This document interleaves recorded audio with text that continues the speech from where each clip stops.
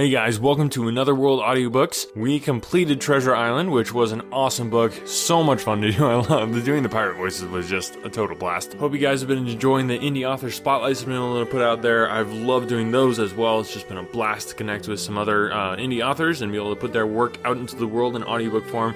Really hope you guys are able to go check them out, show them some love on the social media, whatever it takes to just say thank you that they're willing to share their work with us here on Another World. Today I've got a really special treat for you. If you follow Another World on social media, you've probably seen that I have a completely brand new updated version of Pride and Prejudice. Now this was, if you've been following the podcast for any amount of time, this was one of the first audiobooks that I did. Actually, I did Christmas Carol and then Pride and Prejudice. So it was literally the second audiobook that I did. And that was almost 2 years ago now. As you can tell, the quality has improved on the podcast, and I hope not only just on the audio side, but also in just my ability to read and emote as we go. So Pride and Prejudice is such one of my most popular downloaded episodes that I wanted to redo it. So I went ahead and redid the entire audiobook. It's all completely updated and great sound, and hopefully, like I said, the reading is also improved somewhat. Anyway, I want to tell you guys about it because if you have already listened to the backlist of the episodes and you're just seeing the new stuff, you might not have seen this. So I wanted to put out the first couple chapters of Pride and Prejudice here as kind of a bonus episode, and also to kind of give me a break in between books. We're going to be coming at you next week with another brand new audiobook, and we haven't done before. But yeah, I just need a little break. It's kind of summertime, and it really helped me out to be able to have a little break. And I hope you guys enjoyed the updated version. So yeah, this is just going to be a sample of the book. I have the entire complete audiobook ready to go. If you would be willing to, maybe consider purchasing the full audiobook of Pride and Prejudice. It's, like I said, this is just A+ quality and all redone. So if you guys would be able to purchase it, that would be amazing, because it's the royalties that I get from the actual complete audiobooks that are helping me fund the effort of getting Another World out into the world. So if you guys would consider doing that, that would be amazing. Or you can go to anchor.fm/anotherworldaudiobooks and just click on the support button. That is another great way to support, or just continue listening to the podcast. It's 100% free. I get a little bit of ad revenue for every listen, so if you can just spread the word and tell people about the podcast. This is a labor of love and takes a lot of time to edit and upload and record all these books, but I love doing it, and I'm going to keep doing it. So all I ask is that you just share the podcast with somebody that you know who might enjoy an audiobook. So a bit of a longer introduction today, sorry about that, but without further ado, I give you the first couple chapters of Pride and Prejudice. Pride and Prejudice.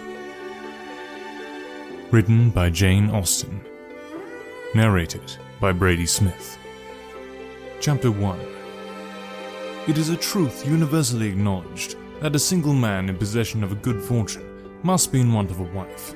However little known the feelings or views of such a man may be on his first entering a neighborhood, this truth is so fixed in the minds of the surrounding families that he is considered the rightful property of some one or other of their daughters. "My dear Mr. Bennet," said his lady to him one day, "have you heard that Netherfield Park is let at last?" Mr. Bennet replied that he had not. "But it is," returned she, "for Mrs. Long has just been here, and she told me all about it." Mr. Bennet made no answer. "Do you not want to know who has taken it?" cried his wife impatiently. "You want to tell me, and I have no objection to hear it." This was invitation enough. "Why, my dear, you must know. Mrs. Long says that Netherfield is taken by a young man of large fortune from the north of England, that he came down on Monday in a chaise and four to see the place, and was so much delighted with it that he agreed with Mr. Morris immediately, that he is to take possession before Michaelmas, and some of his servants are to be in the house by the end of the week." What is his name? "Bingley." Is he married or single? "Oh, single, my dear, to be sure. A single man of large fortune, 4,000 or 5,000 a year. What a fine thing for our girls." How so? How can it affect them? "My dear Mr. Bennet," replied his wife, "how can you be so tiresome? You must know that I am thinking of his marrying one of them." Is that his design in setting here? Design? Nonsense! How can you talk so? But it is very likely that he may fall in love with one of them, and therefore you must visit him as soon as he comes. I see no occasion for that. You and the girls may go, you may send them by themselves, which perhaps will still be better, for as you are as handsome as any of them, Mr. Bingley may like you the best of the party. My dear, you flatter me. I certainly have had my share of beauty, but I do not pretend to be anything extraordinary now. When a woman has 5 grown-up daughters, she ought to give over thinking of her own beauty. In such cases, a woman has not often much beauty to think of. But, my dear, you must indeed go and see Mr. Bingley when he comes into the neighbourhood. It is more than I engage for, I assure you. But consider your daughters. Only think what an establishment it would be for one of them. Sir William and Lady Lucas are determined to go, merely on that account, for, in general, you know, they visit no newcomers. Indeed, you must go, for it will be impossible for us to visit him if you do not. You are over-scrupulous, surely. I dare say Mr. Bingley will be very glad to see you, and I'll send a few lines by you to assure him of my hearty consent to his marrying whichever he chooses of our girls, though I must throw in a good word for my little Lizzie. I desire you will do no such thing. Lizzie is not a bit better than the others, and I am sure she is not half so handsome as Jane, nor half so good-humoured as Lydia, but you are always giving her the preference.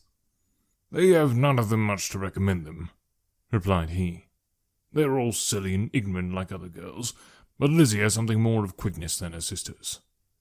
Mr. Bennet, how can you abuse your own children in such a way? You take delight in vexing me. You have no compassion for my poor nerves. You mistake me, my dear. I have a high respect for your nerves. They are my old friends. I have heard you mention them with consideration these last 20 years at least. Oh, you don't know what I suffer. But I hope you will get over it, and live to see many young men of 4,000 a year come into the neighbourhood. It will be of no use to us if 20 such should come, since you will not visit them. Depend upon it, my dear, that when there are 20, I will visit them all.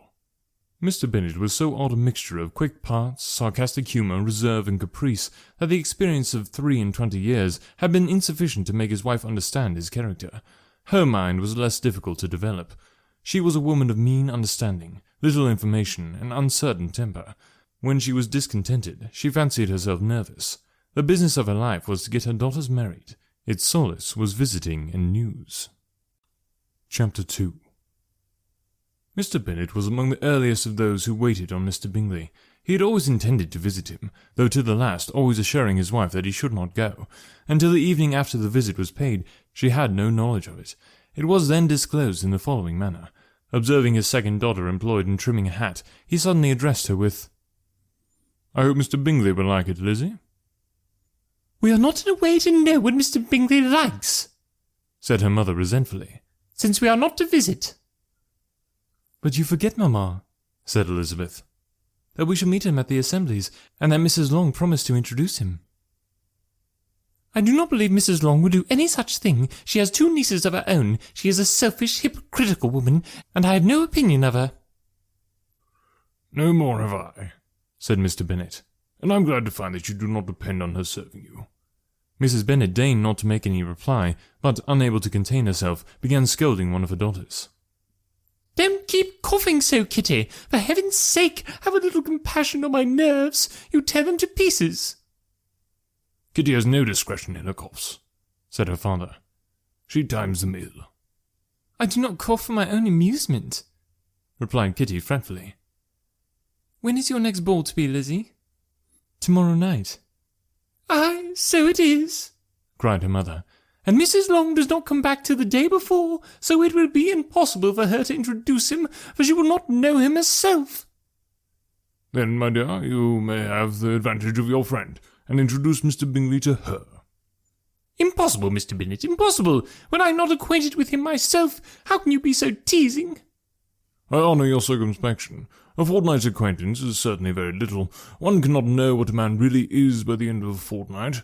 But if we do not venture, somebody else will, and after all, Mrs. Long and her nieces must stand their chances, and therefore, as she will think it an act of kindness, if you decline the office, I will take it on myself." The girls stared at their father. Mrs. Bennet said only, "Nonsense, nonsense!" "What can be the meaning of that emphatic exclamation?" cried he.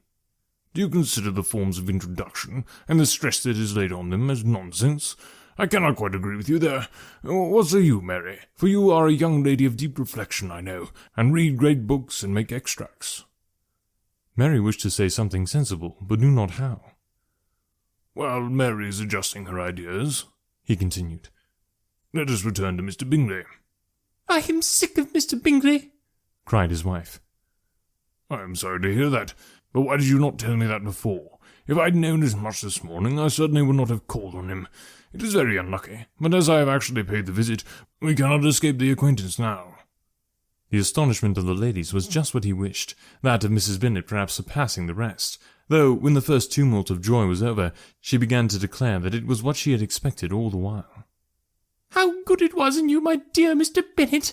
But I knew I should persuade you at last. I was sure you love your girls too well to neglect such an acquaintance. Well, how pleased I am, and it is such a good joke, too, that you should have gone this morning and never said a word about it till now.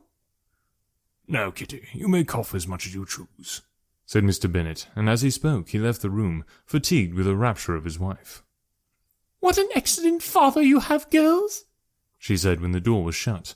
I do not know how you will ever make him amends for his kindness, or me either, for that matter. At our time in life it is not so pleasant, I can tell you, to be making new acquaintances every day, but for your sakes we would do anything.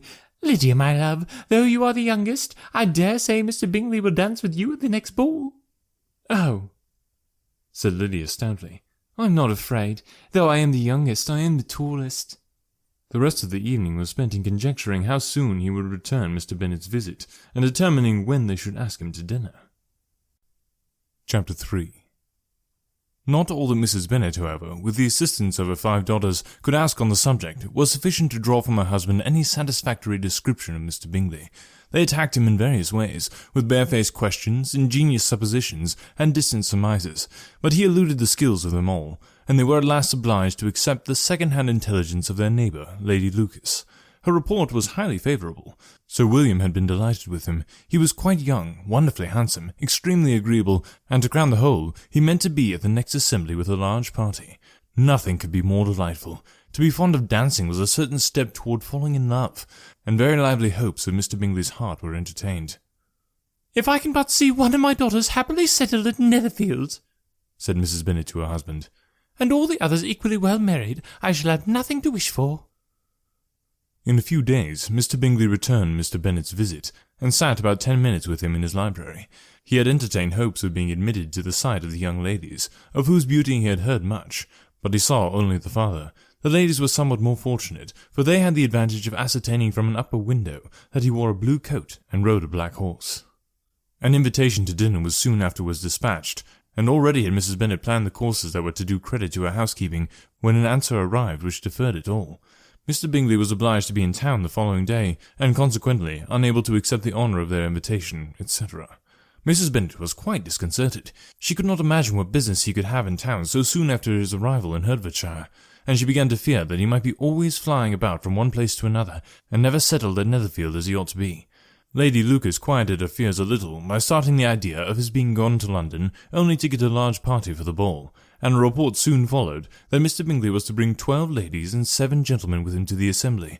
The girls grieved over such a number of ladies, but were comforted the day before the ball by hearing that instead of 12 he brought only 6 with him from London, his 5 sisters and a cousin.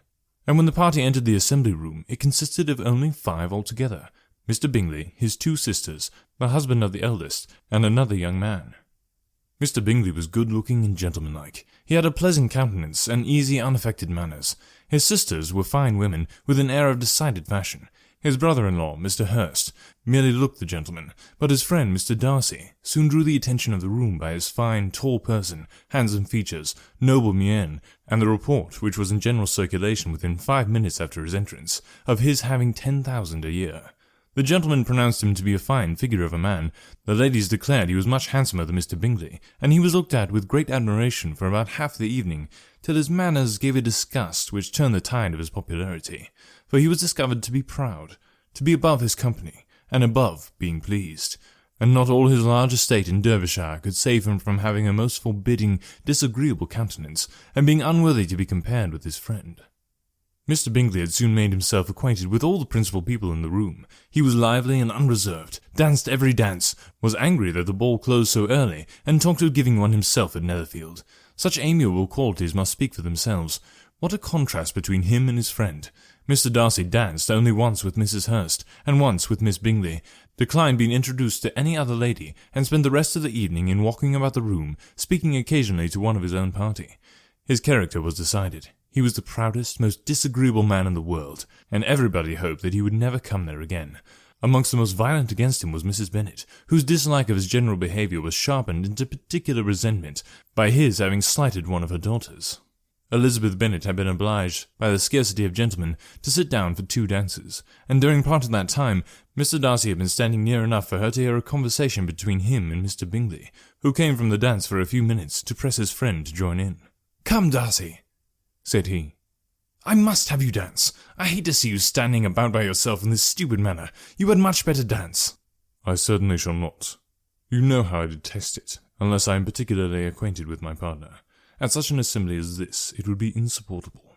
Your sisters are engaged, and there is not another woman in the room whom it would not be a punishment to me to stand up with." "I would not be so fastidious as you are," cried Bingley. "For a kingdom!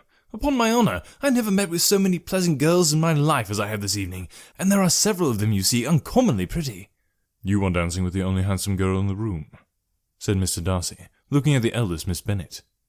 "Oh, she is the most beautiful creature I ever beheld, but there is one of her sisters sitting down just behind you, who is very pretty, and I dare say very agreeable. Do let me ask my partner to introduce you." "Which do you mean?" And turning round, he looked for a moment at Elizabeth, till, catching her eye, he withdrew his own, and coldly said, "She is tolerable, but not handsome enough to tempt me. I am in no humour at present to give consequence to young ladies who are slighted by other men. You had better return to your partner and enjoy her smiles, for you are wasting your time with me." Mr. Bingley followed his advice. Mr. Darcy walked off, and Elizabeth remained with no very cordial feeling toward him.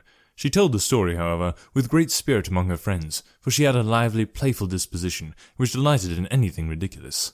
The evening altogether passed off pleasantly to the whole family. Mrs. Bennet had seen her eldest daughter much admired by the Netherfield party. Mr. Bingley had danced with her twice, and she had been distinguished by her sisters. Jane was as much gratified by this as her mother could be, though in a quieter way. Elizabeth felt Jane's pleasure. Mary had heard herself mentioned to Miss Bingley as the most accomplished girl in the neighbourhood, and Catherine and Lydia had been fortunate enough never to be without partners, which was all they had yet learned to care for at a ball. They returned, therefore, in good spirits to Longbourn, the village where they lived, and of which they were the principal inhabitants.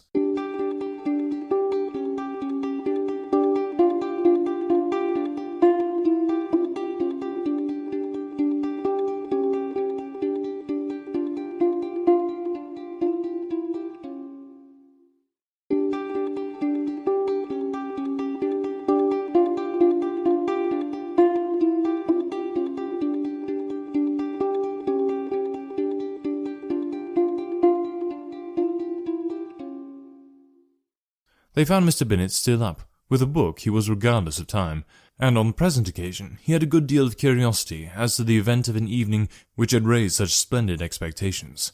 He had rather hoped that his wife's view on the stranger would be disappointed, but he soon found out that he had a very different story to hear. "Oh, my dear Mr. Bennet," as she entered the room, "we have had a most delightful evening, a most excellent ball. I wish you had been there. Jane was so admired, nothing could be like it. Everybody said how well she looked, and Mr. Bingley thought her quite beautiful, and danced with her twice. Only think of that, my dear. He actually danced with her twice, and she was the only creature in the room that he asked a second time. First of all, he asked Miss Lucas. I was so vexed to see him stand up with her, but however, he did not admire her at all. Indeed, nobody can, you know, and he seemed quite struck with Jane as she was going down the dance.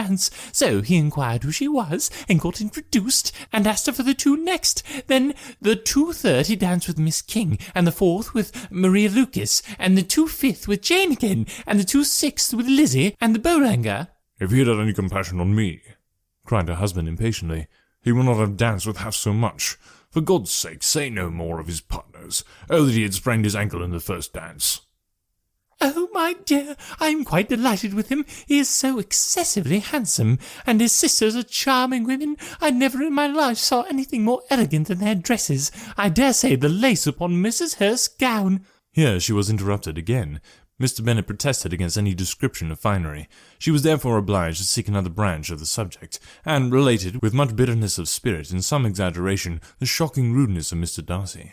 "But I can assure you," she added, "that Lizzie does not lose much by not suiting his fancy, for he is a most disagreeable, horrid man, not at all worth pleasing, so high and so conceited that there was no enduring him. He walked here and he walked there, fancying himself so very great, not handsome enough to dance with. I wish you had been there, my dear, to have given him one of your set-downs. I quite detest the man." Chapter 4. When Jane and Elizabeth were alone, the former, who had been cautious in her praise of Mr. Bingley before, expressed to her sister just how very much she admired him. "He is just what a young man ought to be," said she. "Sensible, good-humoured, lively. I never saw such happy manners, so much ease, with such perfect good breeding." "He is also handsome," replied Elizabeth. "Which a young man ought likewise to be, if he possibly can. His character is thereby complete." "I was very much flattered by his asking me to dance a second time. I did not expect such a compliment." "Did not you? I did for you, but that is one great difference between us. Compliments always take you by surprise, and me never. What could be more natural than his asking you again? He could not help seeing that you were about 5 times as pretty as every other woman in the room. No thanks to his gallantry for that. Well, he certainly is very agreeable, and I give him leave to like you. You have liked many a stupider person." "Dear Lizzie." "Oh, you are a good deal too apt, you know, to like people in general. You never see a fault in anybody. All the world are good and agreeable in your eyes. I never heard you speak ill of a human being in your life." "I would not wish to be hasty in censuring anyone, but I always speak what I think." "I know you do, and it is that which makes the wonder. With your good sense, to be so honestly blind to the follies and nonsense of others. Affectation of candour is common enough, one meets with it everywhere, but to be candid without ostentation or design, to take the good of everybody's character and make it still better, and say nothing of the bad, belongs to you alone. And so you like this man's sisters too, do you? Their manners are not equal to his." "Certainly not, at first, but they are very pleasing women when you converse with them. Miss Bingley is to live with her brother and keep his house, and I am much mistaken if we shall not find a very charming neighbour in her." Elizabeth listened in silence, but was not convinced. Their behaviour at the assembly had not been calculated to please in general, and with more quickness of observation and less pliancy of temper than her sister, and with a judgment too unassailed by any attention to herself, she was very little disposed to approve them. They were in fact very fine ladies, not deficient in good humour when they were pleased, nor in the power of making themselves agreeable when they chose it, but proud and conceited. They were rather handsome, had been educated in one of the first private seminaries in town, had a fortune of £20,000, were in the habit of spending more than they ought, and of associating with people of rank, and were therefore in every respect entitled to think well of themselves, and meanly of others. They were of a respectable family in the north of England, a circumstance more deeply impressed on their memories than that their brother's fortune and their own had been acquired by trade. Mr. Bingley inherited property to the amount of nearly £100,000 from his father, who had intended to purchase an estate, but did not live to do it. Mr. Bingley intended it likewise, and sometimes made choice of his county, but as he was now provided with a good house and the liberty of a manor, it was doubtful to many of those who best knew the easiness of his temper whether he might not spend the remainder of his days at Netherfield, and leave the next generation to purchase. His sisters were anxious for his having an estate of his own, but though he was now only established as a tenant, Miss Bingley was by no means unwilling to preside at his table, nor was Mrs. Hurst, who had married a man of more fashion than fortune, less disposed to consider his house as her home when it suited her.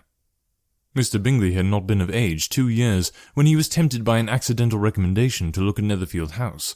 He did look at it, and into it for half an hour, and was pleased with the situation and the principal rooms, satisfied with what the owner said in its praise, and took it immediately. Between him and Darcy there was a very steady friendship, in spite of the great opposition of character. Bingley was endeared to Darcy by the easiness, openness, and docility of his temper, though no disposition could offer a greater contrast to his own, and though with his own he never appeared dissatisfied. On the strength of Darcy's regard, Bingley had the firmest reliance, and of his judgment the highest opinion.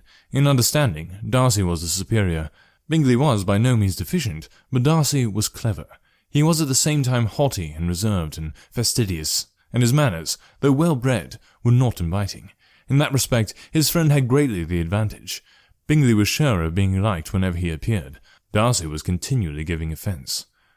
The manner in which they spoke of the Meryton assembly was sufficiently characteristic. Bingley had never met with more pleasant people or prettier girls in his life. Everybody had been most kind and attentive to him. There had been no formality, no stiffness. He had soon felt acquainted with all the room, and, as to Miss Bennet, he could not conceive an angel more beautiful. Darcy, on the contrary, had seen a collection of people in whom there was little beauty and no fashion, for none of whom he had felt the smallest interest, and from none received either attention or pleasure. Miss Bennet he acknowledged to be pretty, but she smiled too much. Mrs. Hurst and her sister allowed it to be so, but they still admired her and liked her, and pronounced her to be a sweet girl, and one whom they would not object to know more of. Miss Bennet was therefore established as a sweet girl, and their brother felt authorized by such commendation to think of her as he chose.